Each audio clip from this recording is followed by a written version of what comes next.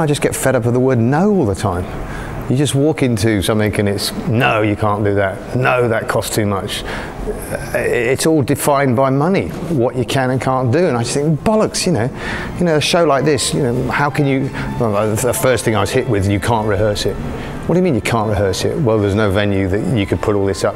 Well, why don't we go and ask Dave Henderson if we can have the idea? Ooh, you know, it's just, the no is the first, and I just don't like that word. I just have two rules in theatre, and the first is safety, obviously. That's the most important rule, and the second rule is danger. And that's how I work. And as long as it's safe, you know, think outside the square. We've done this in 4 weeks, and the techniques that we're teaching the actors, you know, you needed 3-week research and development period, really, prior to going into rehearsal to teach them, to unite the techniques that we're using, which are very physical theatre ensemble techniques. I don't have the skill, basically, to put it together, and I knew I would need a writer to unite it all, and I knew I needed Neil and Andy. It started with a mad phone call from Mike saying, "Neil, I want you to come and choreograph." "What do you want to choreograph?" "This play." "Well, what with?" "Circus people." "What?" Mike's always had a vision of sort of what he's after, and that it's not a concrete vision, but he's got this sense of a story unfolding and how these elements might interact. He just doesn't have the skills to bring those together directly himself, so he wanted a choreographer, he wanted a visual dance movement person involved. I just happened to be in an art gallery in Christchurch, and I saw this painting by Lorelei Jenner. It was called "The Heroine Unravels." It was just a lady in a red dress running through a forest, and it was just absurd with this long red trail going through this very sparse painting kind of thing. And the painting just screamed of, you know, opera, tragedy. I love the emptiness of the painting, all that. And when I saw this painting, I just thought it was absurd. It was just ridiculous, and I just loved it. I don't know why. And I just saw these long, kind of almost like gum trees.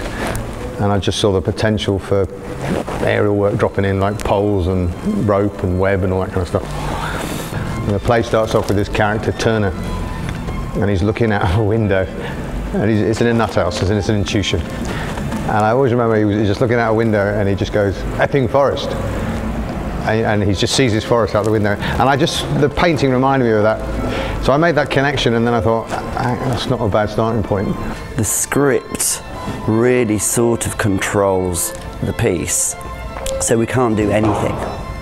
And it was, my job in a sense was to try and make sense of when we could move something and when it needed to remain script based and still, and then how much it could be moved. So was it floor based, was it air based, combination of the two, and also trying to make the company that supports the three characters, or the chorus if you want to call them that, actually feel like they're a part of the whole thing and they're not just an add-on effect. So they add to the narrative in some way, which of course then Andy has come in and added further onto that. Well, everything they've done I've changed, sort of just to make it funnier, really. With this it can look really worthy. I mean, Mike's passionately behind the music, and Neil I work with all the time, so he's set something up for me all the time, and sometimes gets annoyed, but then sometimes he'll change what I do, and it's a leapfrog relationship.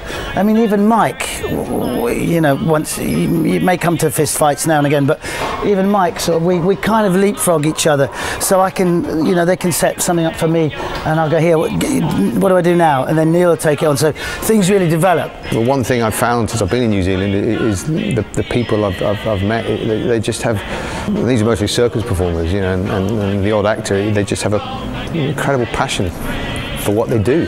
I was knocked out by the skill and the complete compulsive in fact, probably obsessionally compulsive way in which they practice and train, and the things they can do that you wouldn't even think of doing yourself anywhere for any reason.